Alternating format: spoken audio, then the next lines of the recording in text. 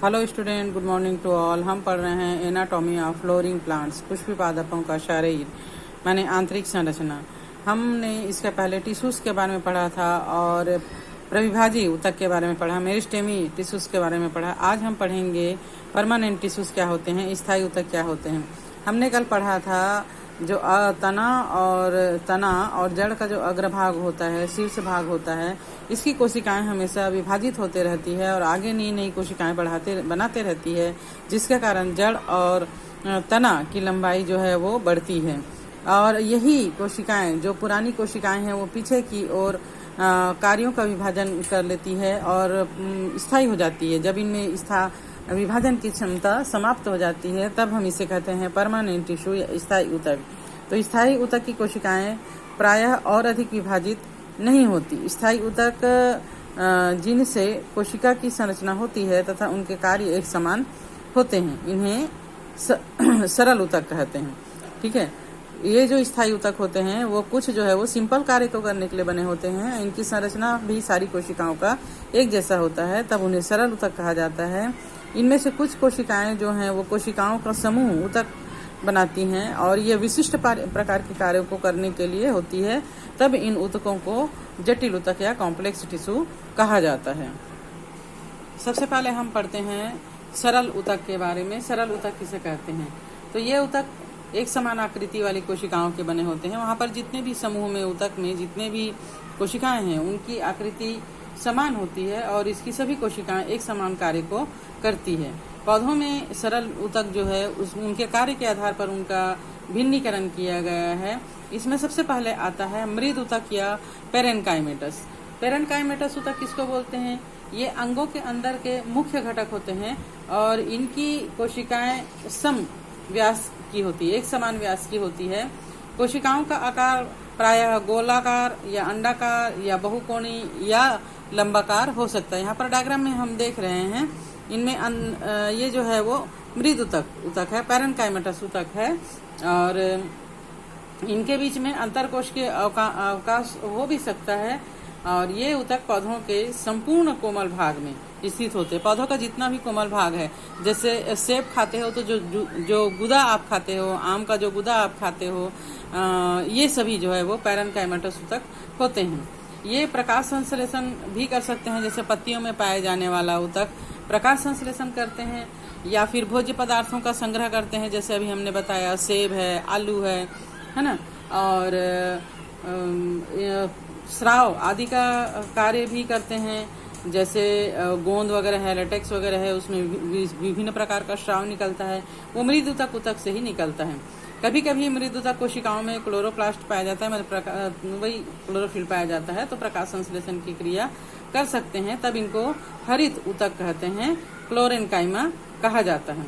इनका मुख्य कार्य प्रकाश की उपस्थिति में प्रकाश संश्लेषण करके पौधे के लिए भोजन का निर्माण करना होता है। कुछ जलीय पौधों में मृद ऊतक कोशिकाओं के बीच में बड़े बड़े अंतरकोशिकीय स्थान विकसित हो जाते हैं। इस प्रकार के ऊतक को वायु ऊतक या एरेनकाइमा कहा जाता है। जैसे कमल के डंडी में आप लोगों ने देखा होगा, इनके बीच में काफी बड़े बड़े होल्स होते हैं, जैसे ये दिख रहा है ना। तो इस प्रकार का जो ऊतक है उसको एरेनकाइमेटस से कहा जाता है या टिश्यूज कहा जाता है। ये पौधों को पानी में तैरने में सहायता देते हैं। विचित्र कोशिका मृद ऊतक कोशिकाओं का ही एक प्रकार है, जो कि टैनिन, तेल, क्रिस्टल आदि का निर्माण एवं संचय करते हैं। जैसे फल्ली के अंदर जो मृद ऊतक कोशिकाएं होती हैं वो तेल बनाती हैं, है ना। गोंद वगैरह है, क्रिस्टल वगैरह है, वो इन्हीं मृद ऊतक कोशिकाओं में बनता है। मांसलोद्भिद में मृद ऊतक का श्लेष्मक पदार्थ पानी को एकत्र करता है। जैसे जो जितने भी मरुस्थली पौधे हैं वो भोजन संग्रह करके फूल जाते हैं या मांसल हो जाते हैं, तो इनमें पानी को एकत्र करने का काम ये करते हैं। सेकंड है इसमें कोलेनकाइमा या स्थूल कोन ऊतक। ये द्विबीजपत्री पौधों में, जैसे सूर्यमुखी है, कद्दू है, कि बाह्य त्वचा के नीचे स्थित होता है। याद रखना, बाह्य त्वचा के नीचे, जैसे जितने भी फल का जो कड़ा वाला भाग होता है सबसे बाहर का, उसके अंदर की जो कोशिकाएं होती हैं, जो ऊतक होते हैं, वो इसी प्रकार के होते हैं। इनकी कोशिकाओं की भित्ति पतली होती है, लेकिन इनके कोनों पर सेल्यूलोज, हेमीसेल्यूलोज और पैक्टिन जमा हो जाते हैं, इसलिए इनके कोने मोटे हो जाते हैं।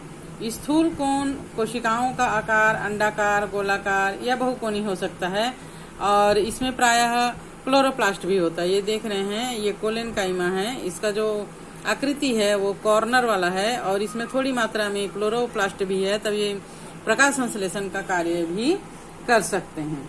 इनमें साधारणतः अंतरकोशिकीय स्थान नहीं होता है। इन कोशिकाओं के बीच में हम देख रहे हैं गैप नहीं है, अवकाश नहीं है और ये कोशिकाएं परिपक्व होने के पश्चात भी जीवित रहती है।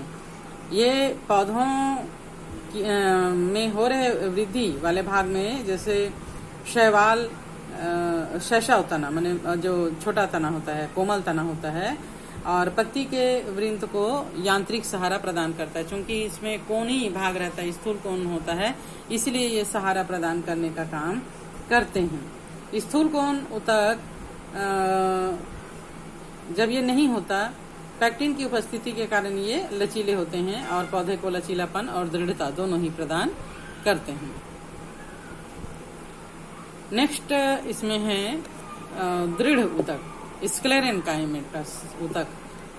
तो दृढ़ ऊतक में जैसे कि यहाँ पर हम देख पा रहे हैं, ये दृढ़ ऊतक की संरचना है और ये लंबी संकरी कोशिकाएं होती हैं। इन कोशिकाओं की भित्ति मोटी और इनका जो कोशिका भित्ति है उसमें लिग्निन के जमाव के कारण ये कड़े हो जाते हैं, मृत हो जाते हैं। इनमें प्रोटोप्लास्ट नहीं पाया जाता। प्रोटोप्लास्ट मतलब जीव द्रव्य नहीं पाया जाता। ये जनरली पौधों का जो छाल वगैरह का भाग है या कड़ा भाग है उसका निर्माण करते हैं। इनकी कोशिका भित्ति में सरल छिद्र पाए जाते हैं। तब दृढ़ ऊतक पौधों को यांत्रिक शक्ति प्रदान करने का काम करती है और ये आंतरिक भागों की रक्षा करती है। इनका आकार, रचना, उद्भव, विकास, ये जो है में इसमें भिन्नता होने के कारण दृढ़ ऊतक तंतुमय या स्क्लेराइड हो सकते हैं। तंतु जो है वो मोटी भित्ति वाले, लंबे और नुकीले, अंडाकार या सिलेंडर के आकार के हो सकते हैं। बहुत अधिक मोटे तथा मृत दृढ़ कोशिकाओं के बने होते हैं जिनकी गुहिका बहुत ही सक्रिय होती है और ये प्रायः गिरीदार फल के फल भित्ति में, जैसे नारियल का बाहर का जो फल भित्ति है ना, और अमरूद के बीज वगैरह है, नाशपाती, चीकू का जो बीज का जो कड़ा कड़ा भाग होता है ना, उसमें, और लेग्यूम्स के बीज आवरण में, चाय पत्ती में, चाय की पत्ती में, और इसी प्रकार अखरोट वगैरह है, काजू है, बादाम है, इनका जो बाहरी भाग होता है, ये सभी जूट, सनई, पटवा इनके मुख्य उदाहरण हैं।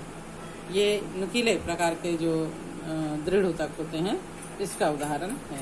नेक्स्ट डे हम जटिल ऊतक के बारे में पढ़ेंगे।